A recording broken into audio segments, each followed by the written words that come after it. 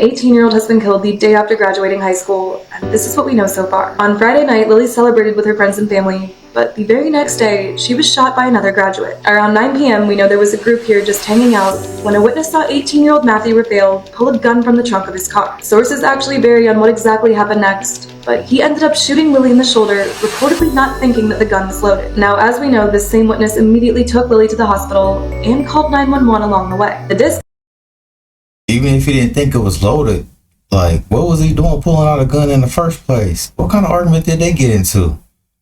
Guess we have to wait and see. Dispatcher then actually instructed them to pull over on the side of the road and wait for EMS assistance. Shortly after, EMS did show up and took Lily to Vanderbilt Medical Center, but she tragically died of her injuries. Now, as for Matthew, he had reportedly driven to another hospital looking for Lily, and that's where he was arrested. He again reportedly admitted to police that he was the shooter, but said that he thought the gun was unloaded and that it was unintentional. It's also not clear how the teens knew each other, but Matthew had graduated from Ravenhood High School, which is about 10 miles away. As of today, Matthew was charged with criminal homicide, but he was actually released on Tuesday on a $150,000 bond. And as for Lily, she was known to be an incredible friend and to light up every room that she walked into. I currently can't find a GoFundMe that we can donate towards, but if anyone knows of one, please let us know in the comments. This man will get the needle on June 11th, 2024.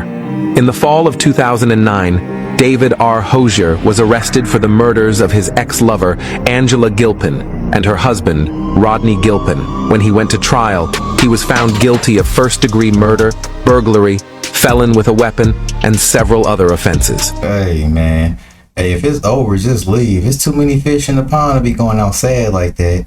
Now you gotta live your life behind bars and think about that? He was sentenced to death. In recent days, Hosier's lawyer filed a clemency petition saying Hosier suffered trauma when he lost his father at the age of 16. Glenn Hosier was an Indiana State Police sergeant who was killed in the line of duty as he entered a home looking for a murder suspect. The clemency petition was denied. Hosier stated displeasure with his legal team, saying they should have focused on the lack of physical evidence tying him to the couple's deaths. He claims there were no DNA or fingerprints linking him to the crime. The state of Missouri will eliminate him on June 11th. Satanic statue in the apartment, and the gang members said they wanted to offer the beast a soul. Police say Hernandez Rivera and Alvarez Flores girl execution style. Killers confessed to the crime after they were arrested. 22-year-old Miguel Alvarez Flores, there you see on the left, and 18-year-old Diego Hernandez Rivera on the right appeared in court this week. Now, according to HPD, most 13 gang members are in this country illegally, and these two murder suspects could be as well. Police say they have reported the two to Homeland Security. Now, an investigator told us this morning that officers found evidence in the apartment where these gang members were keeping underage girls that led police to believe there was some sort of satanic ritual activity happening there. HPD says there were 3 underage girls in the apartment of the murder suspects, a 14-year-old, a 15-year-old who was murdered, and then a 16-year-old girl. Police say the 14-year-old told detectives she was kidnapped, drugged, and sexually assaulted by members of the 13 gang. Now, the 14-year-old also reportedly told investigators she was moved from one apartment to another, forced into consuming drugs and alcohol, then at one point was held down as Alvarez Flores tattooed the image of the Grim Reaper on her body from her knee down to her foot. Man, I wonder what these gang members was off into. I wonder what kind of drugs they was on. Talking about satanic rituals. I mean, this girl also told police the 15-year-old at the apartment was a girl named Genesis. She believes Genesis is the girl found dead on February 16th. This is Melissa Barnes of Florida, and she was living in a shed with her toddler while feeding her toddler bleach in a bottle. This happened in Hillsborough County, Florida, so if you're from Tampa, it happened in Tampa. Barnes was arrested on suspicion of child abuse. She's 22 years old. One of Barnes' relatives actually called into the sheriff's office and reported this. They were talking about their concern for the toddler. They even offered to feed the toddler, but Barnes refused. And that's when the relatives saw her putting bleach mixed with formula in the baby bottle. This is on top of living in a shed in unsanitary conditions and with no power. Now, when the relative confronted Barnes about this, she said, "Oh, I was cleaning with bleach, I didn't really put it in there." The child was safely secured from Barnes. I don't know if she really did put bleach in that bottle or if the saying was, because How would the child be living? I don't think people can live after drinking bleach like that. And they did find paint and bleach all over that shed. They put out a warrant for her on May 28th for child abuse, and they got her on June Hey, it sounded to me she was just dirty. 3rd. I mean, even if she wasn't putting bleach in the bottle, the fact that there's paint fumes and bleach fumes in that shed, that is horrible for that baby's lungs. And I'm not sure why you would refuse a relative offering to feed your child if you know you're living in that kind of situation right now. I hope the baby has a better life this way. Maybe the child can stay Hey, she didn't want nobody to see how she was living. with a relative who can take care of it properly. This is Luna County Deputy Paul Garcia. On November 11th, 2023, he recklessly killed this beautiful little baby boy, 14-month-old Wyatt James. This is his story. On November 11th of last year, Deputy Paul Garcia was responding to an active burglary call in Deming, New Mexico. Dashcam video shows Paul and another officer recklessly going upwards of 130 miles per hour on Highway 11. And during that call, Paul crashed into a car. Inside that car was Isabella and her 14-month-old beautiful baby. I ain't no way he should be going that fast. I'm pretty sure his laws is limiting officers on certain speed limits when pursuing cars. Like, he should be under the jail, union or no union. Wyatt. Isabella was knocked unconscious and suffered severe injuries, and when she woke up, she couldn't breathe, yet she was trying to ask where her baby was. The dashcam video that was released is incredibly disturbing because it shows responding officers trying to save baby Wyatt's life and performing CPR on his body outside of the car. But sadly, he was taken to the hospital where he was pronounced dead. He died of blunt trauma directly as a result from Deputy Paul Garcia driving recklessly. What has come to light during this investigation, though, is just horrible. Paul had a criminal history prior to joining the Luna County Sheriff's Office. In 2015, he was charged with an aggravated DWI and 3 counts of child abuse. This all stemmed from him driving drunk with 3 people under the age of 18 in his car. According to reports, while he was being arrested for that, he willingly admitted to having another DWI prior to that in Texas. So in total, Paul had 2 DWIs in 2015, and then just a year later went on to become a deputy with the Luna County Sheriff's Office. How did they let him do that? They should have a lawsuit against them, definitely. The fact that he wasn't screened or vetted before being hired or sworn in as an officer is incredibly alarming, and everyone needs to know this. Paul has since been charged with homicide by vehicle, and Isabella has filed a civil case against him and the Luna County Commissioners. But as of right now, literally as I'm making this video, justice has not been served. A preliminary hearing was supposed to take place on May 16th, but Paul had it waived and a new date has not been set yet. And to make matters worse, this is a statement from the Luna County Sheriff's Office. He's been put on a paid leave for killing an innocent baby. According to the department's policy, officers who are responding to a call with their lights and sirens on can't legally go more than 20 miles per hour over the posted speed limit. That day when he crashed into Isabella, he was going 99 miles per hour. The speed limit was 55, yet it's like he's getting a slap on the wrist for breaking the law and taking an innocent life, a baby's life. I know I'm not the only one that feels this way, but the Luna County Sheriff's Office was negligent for hiring him. Deputy Paul Garcia was reckless. He endangered an entire community and needs to be held accountable. And it's just like what this retired officer said. It doesn't do you any good if you're responding to a hot call, if your driving is so reckless that you're involved in a crash and don't get there. He reportedly hasn't even apologized to Isabella for what happened that day, and according to her, she's even received threats from his family and friends telling her to be careful what she says. Her voice in Wyatt's story cannot be silenced. Isabella is here on TikTok telling her baby's story, fighting for justice. Please go follow her and show her some support. I'm going to leave you with a video of her and Wyatt's dad, William. Please listen and share their story. It's not fair. This Luna County officer gets to go home to his son. Meanwhile, if I want to see mine, I have to go to the cemetery. I visit Wyatt often, and I usually go when they're about to close so I can read him his bedtime stories just like before. The worst feeling in the world when you hug your child for the last time and they're ice cold. My first and only son was taken from our family because of a reckless and dangerous driver. Only 2 months after his first birthday. He didn't even make it to his second Christmas.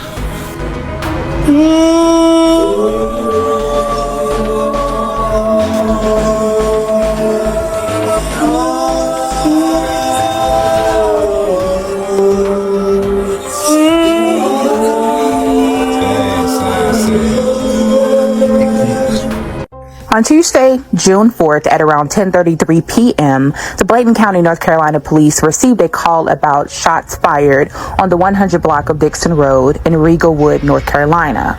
Upon arriving on the scene, 33-year-old Bolivia Monique Williams was found with multiple gunshot wounds. Unfortunately, she was pronounced dead at the scene. Bolivia was 25 weeks pregnant. Now, Bolivia's daughter shared this status on Facebook, which is how I learned of the case in the first place. She basically said that Bolivia's boyfriend, 31-year-old Najee Leach, was responsible for murdering her mother. She also goes on to say that Najee stole Bolivia's car after shooting her and went joyriding. And you can pause this to read the full status if you'd like. Now, on his page, Najee shared a status on June 4th at 9:07 p.m. that said, "You post to love me, but gon' thug me." And he also tagged Bolivia's Facebook page in the post. Man, that's deep. Deep. Now, this would have been about an hour and a half before police were called to the shooting. Najee Leach was arrested on Wednesday, June 5th at around 4 p.m. and charged. I don't know, dude look a little crazy though. I don't know, you can see it in his eyes.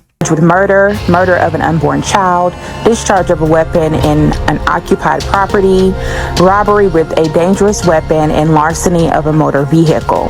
The sources used for this video were WRAL, WWAY3, WECT6, and the Bladen County Sheriff's Office. So what do we think? Do we think Karen Reed is innocent? I do. This case is absolutely crazy. If y'all haven't been following this trial, I'm going to tag her creator below who's been covering it hardcore. Fall down the rabbit hole with me because y'all... So this is Karen Reed, and she is charged in the murder of her boyfriend, who was a Boston police officer, John O'Keefe. Now, he was unalived back in 2022, and the prosecution is claiming that when she dropped him off at a house of another police officer's, she ran over him. But y'all, his injuries just don't line up with what happened. One of the biggest things specifically they have talked about is her taillight being smashed out, and that they had found a piece of her taillight in the snow by where he was. But they didn't find it the first day he was found. They found it like a couple days later. Well, yesterday, an officer got on the stand and said that when he witnessed her car after John O'Keefe's passing, it wasn't cracked how they claimed that it was, like it wasn't missing full pieces. Now, her and her defense are claiming that the people at that party and the officers there unalived John somehow. Maybe they got in a fight. They claim that John had dog bites on him, which is just another contention of woe. And I mean, this started off as a real shit show. They didn't even collect evidence right. They used red Solo cups to scoop up snow and evidence after John was found. Y'all thinking she did it, or y'all think them cops did it? Y'all let me know in the comments.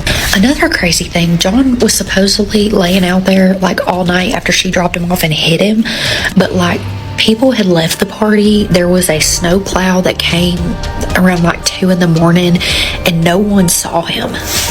And this is Michael Proctor, one of the lead investigators on this. And as he was investigating, he texted some nasty stuff to his friends. One talking about Karen Reed up here, saying, "Funny, I'm going through his R-word client's phone. No nudes so far."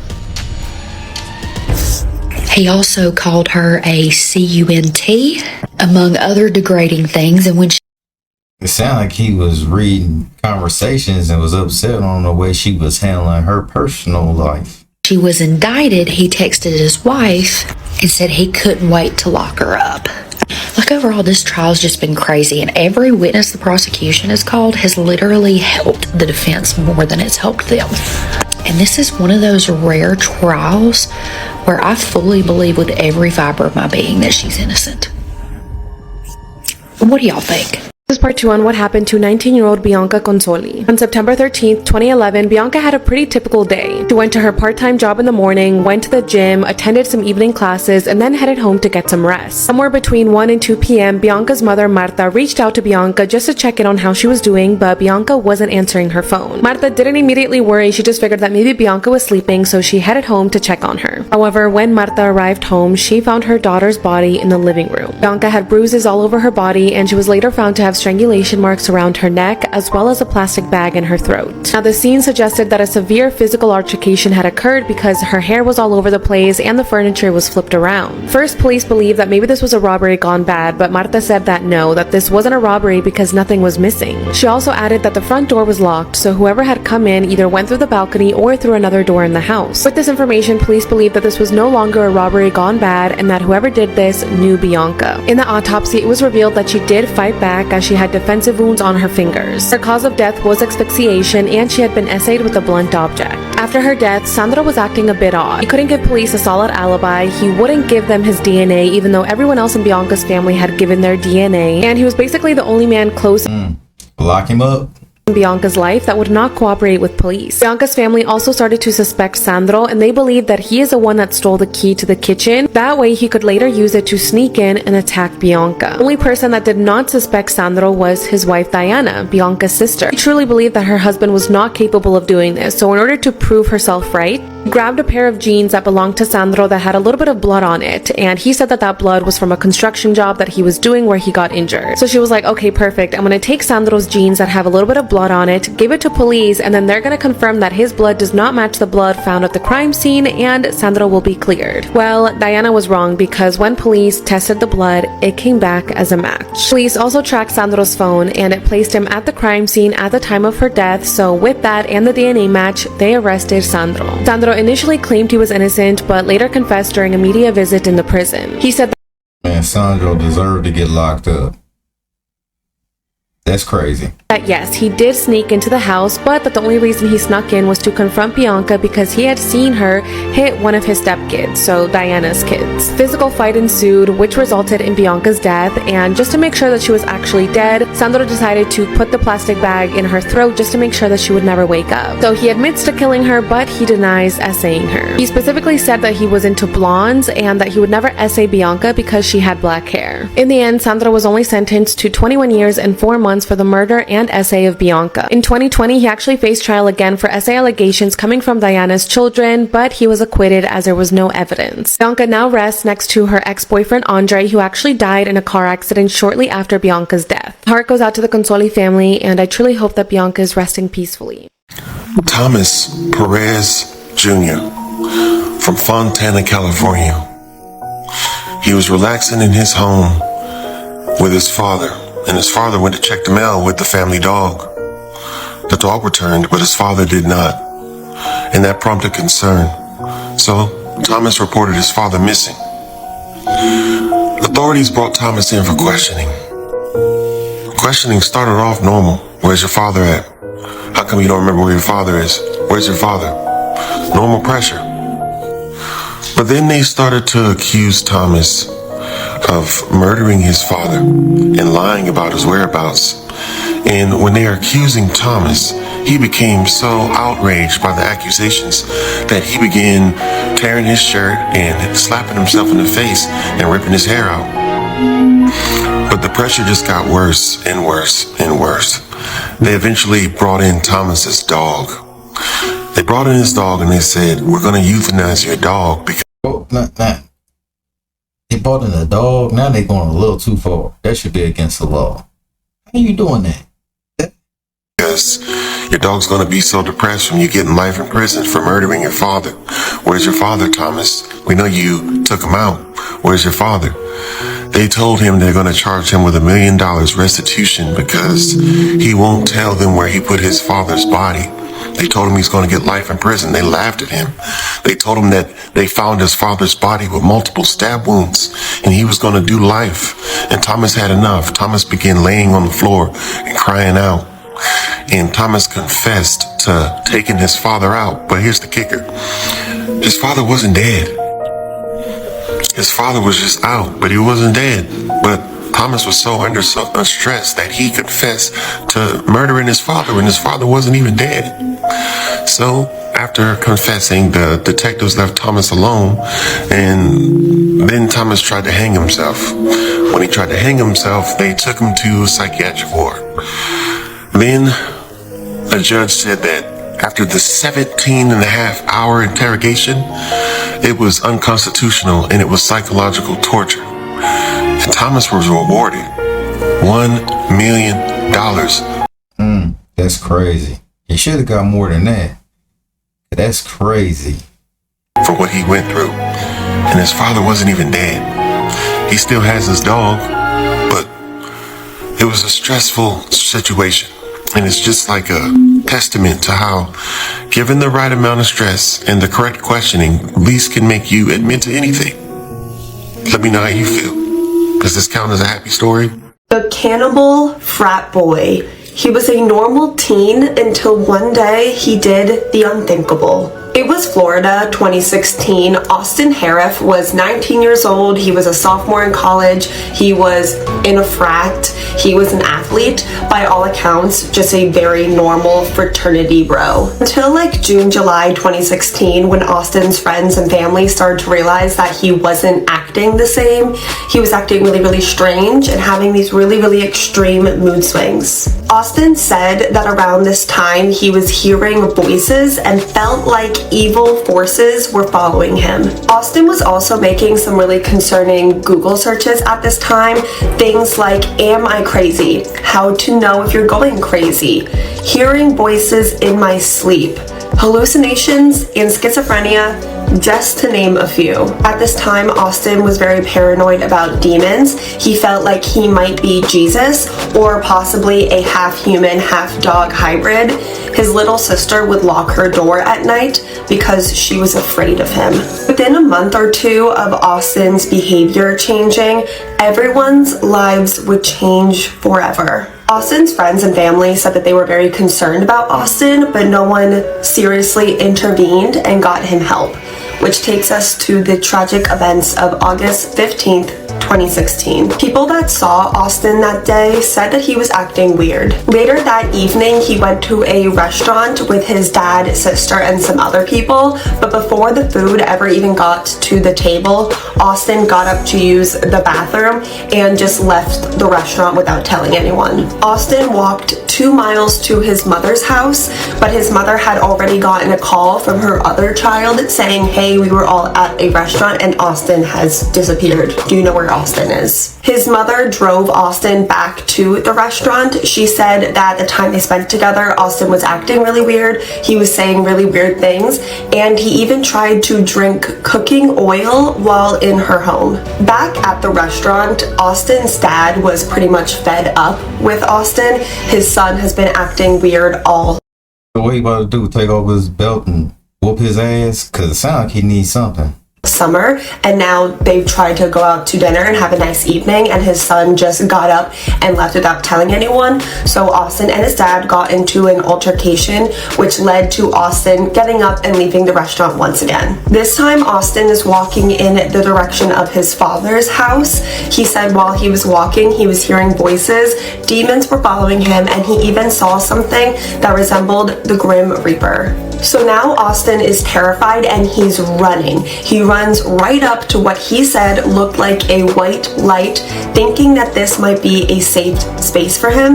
But when he got to the white light, he saw a witch, and then the witch started to scream. So Austin began to attack the witch. The white light that Austin saw and ran up to was actually the garage light of the home of Michelle and John Stevens.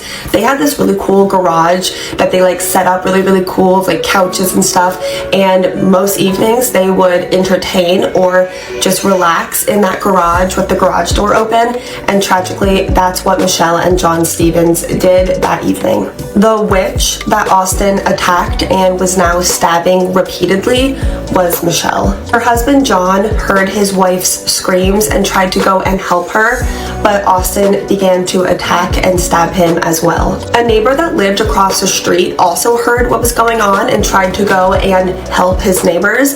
Austin also stabbed that neighbor, but that neighbor thankfully was able to get away, survive, and call 911 for help.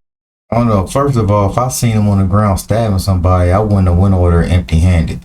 I would have went over there with something. Help. Please, a medical. Young man beating up a woman across the street. Are either of them injured? Can you tell from where you are? Yes, there's a girl laying on the ground. He beat her up. I ran over there. I'm bleeding profusely here at the moment. Okay. I don't know what happened. Can you tell if she's conscious? No, it does not appear so, no. Strangely enough, at the exact same time, Austin's mom called 911 to report her son missing. I don't know how to do this. My son, he's taken off. It seems like he's a little delusional. Says, you know, he feels immortal and like a superhero. So I don't know what's going on with him. And he was out to dinner with his dad today and he took off. He left on foot? Yes. He had no ID on him, no phone. We'll say, I think the only thing he has on him is a pocket knife switchblade. When police got to the scene, it was a brutal. The same pocket knife switchblade he used to do that to them folks? Sight. Tragically, Michelle and John had already passed away, and Austin was on top of John like an animal. He was growling.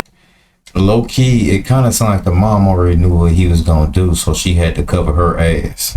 And eating John's face and chest. Police at the scene said that Austin was having somewhat superhuman strength, that it took 4 police officers, a taser, and a police dog to get Austin off. That's crack or meth. That's one of those. I know a meth head when I see one. Off of John. He said that he seemed unfazed while he was being tased and while the canine was like ripping out his arm. To the surprise of many, there was not a single illegal substance found in Austin's system other than a small trace amount of plant. Which, well, I guess it wasn't crack or meth.